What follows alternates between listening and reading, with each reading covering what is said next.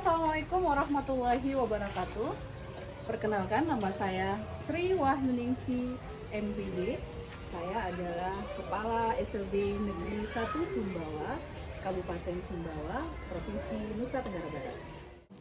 SLB Negeri 1 Sumbawa yang beralamat di Jalan Durian nomor 29, Kelurahan Umasima, Kecamatan Sumbawa, Kabupaten Sumbawa, Provinsi Nusa Tenggara Barat, berdiri tahun 1985 dan saat ini membuka layanan dari jenjang SD hingga SMA atau dari fase A hingga fase F, serta melayani 5 jenis anak berkebutuhan khusus, yakni anak berkebutuhan khusus dalam hal penglihatan atau tunanetra, anak berkebutuhan khusus dalam hal pendengaran dan bicara atau tunarungwicara, anak berkebutuhan khusus dalam hal intelektual atau tunagrahita, anak berkebutuhan khusus dalam hal fisik atau tunadaksa, serta anak berkebutuhan khusus dalam hal perilaku atau autis.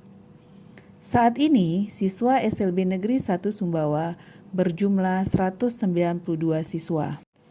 3 bulan setelah dilantik, atau tepatnya bulan Oktober 2021, saya mengikuti seleksi sekolah penggerak dan setelah melalui beberapa tahap tes, saya dinyatakan lulus sebagai Kepala Sekolah Pelaksana Sekolah Penggerak Angkatan 2. Setelah ditetapkan sebagai Kepala Sekolah Pelaksana Sekolah Penggerak, maka proses pembelajaran di SLBN 1 Sumbawa menggunakan kurikulum merdeka. Model pembelajaran yang digunakan dalam kurikulum merdeka adalah pembelajaran berdiferensiasi, yakni pembelajaran yang mampu mengakomodir kebutuhan belajar murid sesuai dengan kebutuhannya, karena setiap murid mempunyai karakteristik yang berbeda-beda sehingga tidak bisa diberikan perlakuan yang sama. Peran saya sebagai Kepala Sekolah Pelaksana Sekolah Penggerak adalah memimpin terlaksananya pembelajaran berdiferensiasi di SLB Negeri 1 Sumbawa. Berdasarkan hasil rapat, maka tersusunlah visi sekolah, yakni mewujudkan profil pelajar Pancasila yang berbudaya bersih dan sehat. Setelah visi dan misi tersusun, maka semua kegiatan sekolah, baik akademik maupun non-akademik, mengacu pada visi misi tersebut. Setelah visi misi tersusun, langkah selanjutnya adalah memperkuat pemahaman guru-guru terhadap kurikulum merdeka melalui kegiatan IHT atau in-house training, implementasi kurikulum merdeka. Mengawali semester pertama, dilaksanakanlah asesmen diagnostik oleh tim asesmen. Ya, beginilah suasana asesmen diagnostik yang bertujuan untuk mengidentifikasi dan menempatkan siswa pada kelas-kelas sesuai dengan kekhususannya. Untuk memenuhi dan mengakomodir kebutuhan siswa, maka siswa diberikan mata pelajaran program khusus. Ya, ini adalah siswa yang mengalami hambatan atau kekhususan dalam hal penglihatan sehingga pembelajaran mereka menggunakan huruf Braille. Ini adalah salah satu pembelajaran yang berdiferensiasi, ya, di mana pembelajaran berpihak kepada siswa, mengakomodir kebutuhan siswa sesuai dengan kebutuhan dan kekhususannya. Ya, ini adalah suasana pembelajaran OMSK atau Orientasi Mobilitas Sosial dan Kemandirian yang diajarkan kepada anak-anak hambatan penglihatan atau kekhususan dalam hal penglihatan. Anak-anak dengan hambatan penglihatan diajar untuk menggunakan tongkat serta mengenali lingkungan sekitar sehingga anak-anak menjadi mandiri dan tidak tergantung kepada orang lain.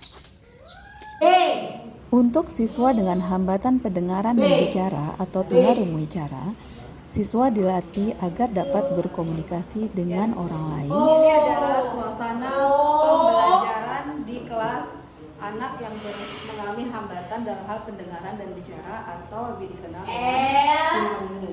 Ini adalah pembelajaran PKPDI atau pengembangan komunikasi, persepsi, dan irama. Selanjutnya, Siswa dengan hambatan intelektual atau tunagrahita dilatih melalui pembelajaran Activity Daily Living atau ADL.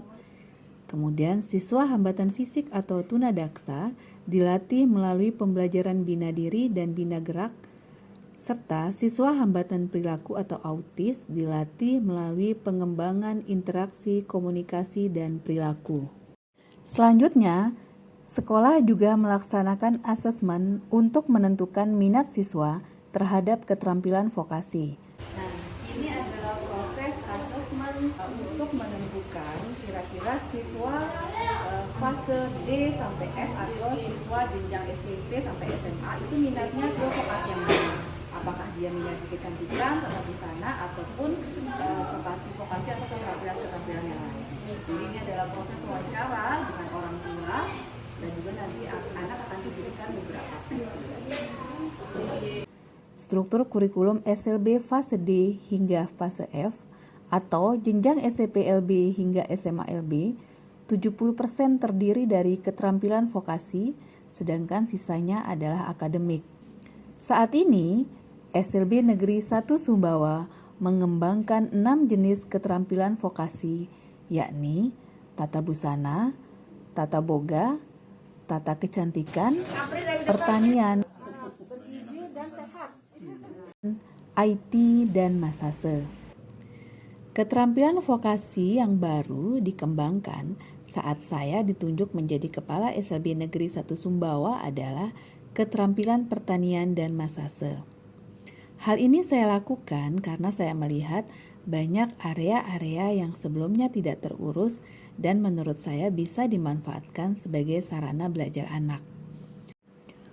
Untuk mendukung terlaksananya keterampilan vokasi, kami menjalin kerjasama dengan beberapa SMK atau sekolah menengah kejuruan yang core bisnisnya sesuai dengan keterampilan vokasi yang kami kembangkan. Dalam kurikulum Merdeka terdapat pembelajaran proyek penguatan profil pelajar Pancasila atau P5. P5 tema kearifan lokal, yakni tentang Maulid Nabi Muhammad SAW. Kelahiran Nabi Muhammad SAW dikaitkan dengan budaya Sumbawa, yakni Munid atau Maulid Nabi Muhammad SAW. Sedangkan untuk tema kebinekaan, sekolah memilih materi adat kebiasaan masyarakat Sumbawa, yakni Mangan Tode. Sedangkan untuk kewirausahaan, siswa diberikan keterampilan tentang produk-produk khas Sumbawa, yakni lulur lotomotong, aneka masker tradisional khas Sumbawa, batik motif Sumbawa, serta aneka aksesoris. Selain memproduksi, siswa-siswa juga diajarkan untuk memasarkan hasil produknya. Produk-produk keterampilan vokasi dipasarkan secara online melalui berbagai platform media sosial dan juga dipamerkan dan dijual di etalase kantor, gerai Dekranasda Kabupaten Sumbawa, dan juga saat perayaan Hari Disabilitas Internasional yang dirayakan secara meriah setiap tanggal 3 Desember. Selain pembelajaran di kelas dan juga mengupayakan pemenuhan fasilitas pendukung kegiatan pembelajaran, selaku kepala sekolah, saya juga mendorong pengembangan bakat dan minat siswa, baik seni maupun olahraga. Akhir tahun 2021, salah satu siswa SLB Negeri 1 Sumbawa berhasil meraih juara 2 pantomim tingkat nasional dan juara 2 lomba balap kursi roda tingkat nasional.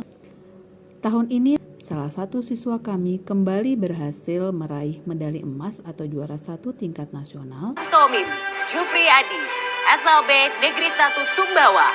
SLB Negeri 1 Sumbawa mendapatkan 5 penghargaan ISO kreatif diraih oleh SLB Negeri 1 Sumbawa. SLB Negeri 1 Sumbawa tidak kalah dengan sekolah-sekolah lain.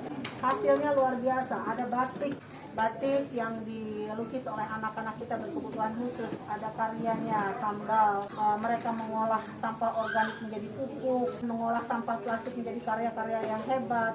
Ada pertanian juga, semuanya ada di sini. Ini menunjukkan bahwa anak-anak berkebutuhan khusus adalah anak-anak yang berdaya.